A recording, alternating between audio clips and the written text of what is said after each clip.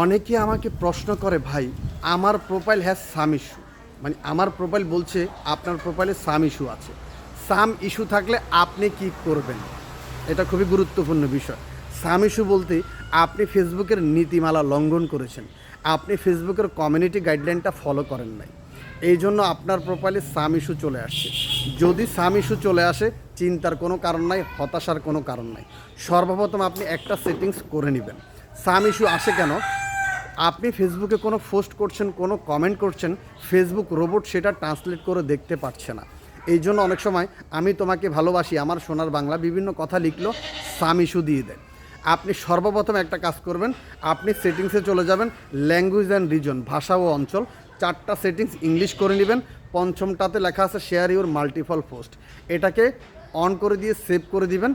এই সেটিংসটা করে নেওয়ার পরে আপনি যদি প্রোফাইলে সাম ইস্যু আসে, দেখুন সাম ইস্যু এসে গেলে 60 দিনের ভিতরে সাম ইস্যুতে ক্লিক করবেন। ওখানে আপিল নামের একটা অপশন আছে, আপিল করে দিবেন, দেখবেন কিছুদিনের ভিতরে এটা উঠে যাবে। আর যদি আপনি আপিল না করেন, এটা আপনাকে 6 মাস 1 বছর ভোগাতে পারে। তাই সাম ইস্যু থেকে রক্ষা পাওয়ার জন্য এখন আমি আপনাকে কিছু পরামর্শ দিচ্ছি, আপনি সাম ইস্যু থেকে কিভাবে রক্ষা পাবেন। আপনি যদি ল্যাঙ্গুয়েজ সেটিংসটা ইংলিশ করে নেন, আপনি যাই লেখেন না কেন ফেসবুক রোবট যাতে ট্রান্সলেট করে দেখতে পারে আপনি ফেসবুকের নীতিমালা লঙ্ঘন করছেন কি না, কাউকে হেয় করছেন কি না, কাউকে ছোট করে দেখছেন কি না, কাউকে নিন্দা করছেন কি না। যদি দেখেন আপনি এমন কিছু করেন নাই, তাহলে সাম ইস্যুটা তুলে নিবে সাথে সাথে। ওকে।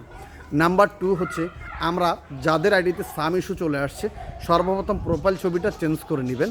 2 নাম্বার কভার ছবিটা চেঞ্জ করে নেবেন, হোক সেটা প্রোফাইল বা ফেস। চেঞ্জ করে নিয়ে আপনি কিছুদিন লাইভ করবেন, আর যদি আপিল করার সুযোগ থাকে আপিল করে নেবেন। আপিল যদি করার অপশন এক্সপায়ার হয়ে যায়, 60 দিন পরে আর আপিল করতে পারবেন না। যদি না করতে পারেন, আমি আপনাকে বলবো আমার মতো ফেস শো করে লাইভ করেন এবং অরিজিনাল ভিডিও আপলোড করেন, এবং নতুন নতুন ফলোয়াররা যখন আপনার আইডি বেশি ভিজিট করবে, তখন আস্তে আস্তে করে আপনার প্রোফাইল থেকে সাম ইস্যুটা চলে যাবে। আমি যতগুলো কথা বলি ফেসবুক টিমের সাথে কথা বলেই, তাদের থেকে পরামর্শ নিয়ে আমি কথা বলি। মেটা টিম আমাকে বলেছে, আমার আইডিতে যখন সাম ইস্যু ছিল, আমি বলছি 3টা সাম ইস্যু আমি কী করব। আমাকে বলছে আপনি অরিজিনাল কন্টেন্ট আপলোড করুন এবং লাইভ করুন, এবং আপনার প্রোফাইলে যখন নতুন নতুন ফলোয়াররা ভিজিট করবে, আপনার ভিডিওতে ভিউ করবে, অবশ্যই আস্তে আস্তে সাম ইস্যুটা উঠে যাবে। যদি আপনার প্রোফাইলে রেস্ট্রিকশন চলে আসে, মনিটাইজ ভায়োলেশন হয়ে থাকে, যে কোনো প্রকার সাম ইস্যু এসে থাকে, আপনি প্রোফাইল ছবি এবং কভার ছবিটা চেঞ্জ করে দেন, কিছুদিন লাইভ করুন, আপিল করার সুযোগ থাকলে আপিল করুন, দেখবেন আস্তে আস্তে আপনার আইডি থেকে ভায়োলেশনটা উঠে যাবে এবং আপনার আইডিটা একদম অ্যাক্টিভ হয়ে যাবে, মনিটাইজ অ্যাক্টিভ হয়ে যাবে। কোনো প্রকার সমস্যা থাকলে দ্রুত চলে যাবে। আপনার কল্যাণ কামনা করছি। ভিডিওটা যদি আপনার ভালো লেগে থাকে, যদি আমার ফেসবুক থেকে দেখে থাকেন, লাইক কমেন্ট শেয়ার করে দিবেন। যদি ইউটিউব চ্যানেল ফেসবুক মাস্টার থেকে দেখে থাকেন, অবশ্যই সাবস্ক্রাইব করে বেল বাটন বাজিয়ে দিবেন, শেয়ার করতে ভুলবেন না। আপনাদের কল্যাণ কামনা করছি। আজকের ভিডিওটা এখানেই সমাপ্তি ঘোষণা করছি। জাজাকাল্লাহ খায়ের। আপনার ফেসবুক থেকে ইনকাম করুন, এবং ধন্যবাদ ফেসবুককে, ধন্যবাদ মেটাকে আমাদেরকে ইনকাম করার রাস্তা করিয়ে দেওয়ার জন্য। জাজাকাল্লাহ খায়ের। সর্বোপরি আল্লাহ শুকরিয়া জ্ঞাপন করছি। আলহামদুলিল্লাহ।